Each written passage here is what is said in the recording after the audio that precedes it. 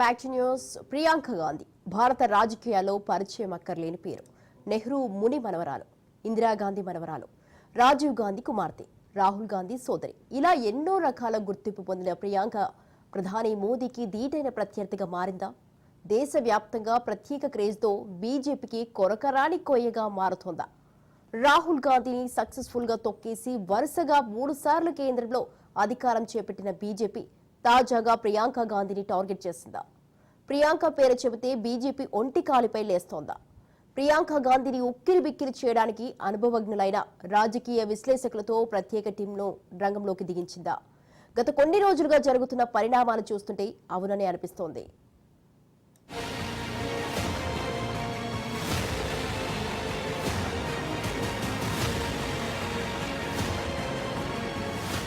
ముత్తాతల కాలం నుంచి ఉన్న సుదీర్ఘ రాజకీయ చరిత్ర ఎలా ఉన్నా ప్రత్యక్ష రాజకీయ రణరంగంలోకి దిగి వయనాడ్ ఎంపీగా ప్రియాంక గెలుపు ప్రత్యేకం. ఎంపీగా ప్రమాణం చేసింది మొదలు తాజాగా శీతాకాల సమావేశాల్లో ప్రియాంక గాంధీ దూకుడుకు జనంలో మంచి మార్కులు, ఆదరణ లభిస్తోంది. ఇది ఎన్డీఏ ప్రభుత్వానికి, ముఖ్యంగా బీజేపీ నేతలకు మింగుడు పడడం లేదు. పార్లమెంటు సమావేశాల్లో పాల్గొంటున్న ప్రియాంక గాంధీ మొన్న పాలస్తీనా, నిన్న బంగ్లాదేశ్ బ్యాగులపై సందేశాత్మకంగా హాజరైన తీరు దేశవ్యాప్తంగా హాట్ టాపిక్ గా మారింది. నానమ్మ ఇందిరాగాంధీ తెగువను గుర్తు చేసింది.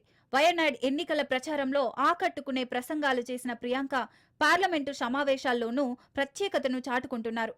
పార్టీ శ్రేణుల్లో ఉత్తేజాన్ని నింపుతున్నారు. వయనాడ్ ఉప ఎన్నికల టైంలోనే జనంలోకి దూకుడుగా చొచ్చుకుపోయిన ప్రియాంక గాంధీ ఎంపీగా ప్రమాణ స్వీకారం చేసింది మొదలు ప్రధాని నరేంద్ర మోదీనే ప్రియాంక టార్గెట్ చేస్తున్నారు. ఏమాత్రం అవకాశం దొరికినా సెటైరికల్ స్పీచ్లతో అదరగొడుతోంది. భారత గడ్డ నాది, ఈ మట్టిపై నా కుటుంబ రక్తం ఉంది, నేను ఎవరికీ తలవంచను, వెనక్కి తగ్గను అంటూ పలుమార్లు పార్టీ నేతలతో పాటు మిత్రపక్షాల నేతల్లోనూ ఉత్తేజాన్ని నింపారు.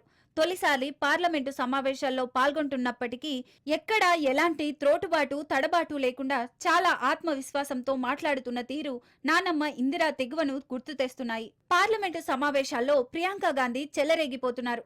సెంటర్ ఆఫ్ అట్రాక్షన్ గా మారుతుండడం బీజేపీ నేతలకు మింగుడు పడడం లేదు. ప్రియాంక గాంధీపై బీజేపీ నేతలంతా ఒంటికాలిపై లేచి విమర్శల వర్షం కురిపిస్తున్నారు. ప్రతిరోజు ఏదో ఒక పరోక్ష సందేశాన్ని అందజేసే రీతిలో పార్లమెంటు సమావేశాలకు హాజరవుతున్న ప్రియాంక గాంధీని బీజేపీ టార్గెట్ చేసింది. మొన్న పార్లమెంటుకు వచ్చినప్పుడు ఆమె హ్యాండ్ బ్యాగ్ మీద పాలస్తీనా అని రాసి ఉంది.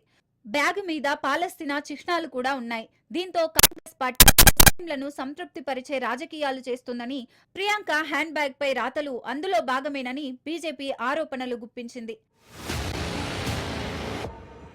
కాంగ్రెస్ పార్టీ ఇప్పుడు కొత్త ముస్లిం లీగ్ లా మారిందని బీజేపీ అధికార ప్రతినిధి అమిత్ మాలవీయ విమర్శించారు.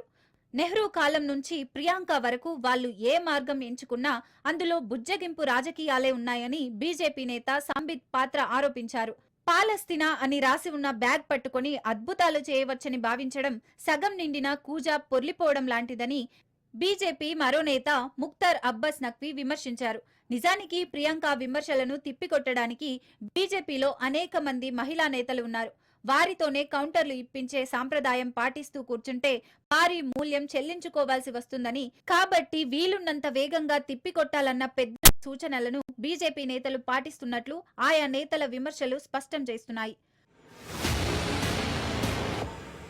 మరోవైపు మిత్రపక్షాల నుంచి ప్రియాంకకు ప్రశంసలు అందుతున్నాయి. పార్లమెంటు లోపల వెలుపల ప్రియాంక గాంధీ తీరుపై CPI party MP Santosh Kumar ప్రశంసలు కురిపించారు.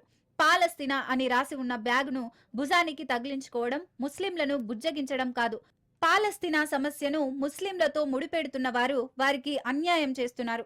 ఇది మానవీయ సమస్య. మీరేదైనా చట్టబద్ధమైన సమస్యను లేవనెత్తితే దాన్ని ముస్లిం, హిందువులు, క్రైస్తవుల సమస్య అని అనడం సరికాదు. ఇది అంతర్జాతీయ సమస్య. సిపిఐ పాలస్తీనీయులకు మద్దతునిస్తోంది. పాలస్తీనా సమస్యను లేవనెత్తడం హమాస్ కు మద్దతిస్తున్నట్లు కాదు. ప్రియాంక ఆ బ్యాగును తీసుకురావడం ద్వారా మంచి పని చేశారని నేను అనుకుంటున్నాను అని సిపిఐ ఎంపీ సంతోష్ కుమార్ పేర్కొన్నారు. బీజేపీ నేతల విమర్శలపై ప్రియాంక స్పందించారు. బంగ్లాదేశ్లో హిందువులు క్రైస్తవుల మీద జరుగుతున్న దాడుల గురించి ఏదైనా చేయమని వారితో చెప్పండి. బంగ్లాదేశ్ ప్రభుత్వంతో మాట్లాడి దాడులు జరగకుండా చూడండి. అర్థం లేని మాటలు మాట్లాడొద్దు అన్నారు. సోమవారం పాలస్తీనా అని రాసి ఉన్న హ్యాండ్ బ్యాగ్ ధరించడంపై బీజేపీ నేతలు విమర్శలు చేయడంతో మంగళవారం ఆమె బంగ్లాదేశ్ అని రాసి ఉన్న బ్యాగ్తో పార్లమెంటుకు వచ్చారు. మన దేశం అహింస, సత్యం అనే సిద్ధాంతాల మీద ఏర్పడింది. ఈ సిద్ధాంతాల కోసమే స్వాతంత్ర యోధులు తమ ప్రాణాలను త్యాగం చేశారు. రాజ్యాంగానికి మూల సూత్రాలివి. ఇవే మన భారతీయతను వెల్లడిస్తాయి అని మహాత్మా గాంధీ సందేశాన్ని జోడించి చేసిన ట్వీట్ సంచలనం రేపింది. ప్రియాంక ఏం చేసినా క్రేజ్ ఎక్కువే. సోషల్ మీడియాలోనూ చురుగ్గా ఉంటారు. ట్విట్టర్ ఖాతా తెరిచినప్పుడు 24 గంటల్లో 2 లక్షల మంది ఫాలో అయ్యారట. అది సరిపోదు ప్రియాంక గాంధీ కరిష్మా తెలియడానికి. ఇంటా బయట ప్రియాంక గాంధీ క్రేజ్ పెరుగుతుండడంతో బ్రేక్ వేసేందుకు బీజేపీ నేతలు చేస్తున్న ప్రయత్నాలు ఫలిస్తాయా లేక ఇంకా మరింత ఎత్తుకు ప్రియాంక ఎదిగిపోతారా తెలియాలంటే మరికొద్ది రోజులు వేచి చూడాల్సిందే.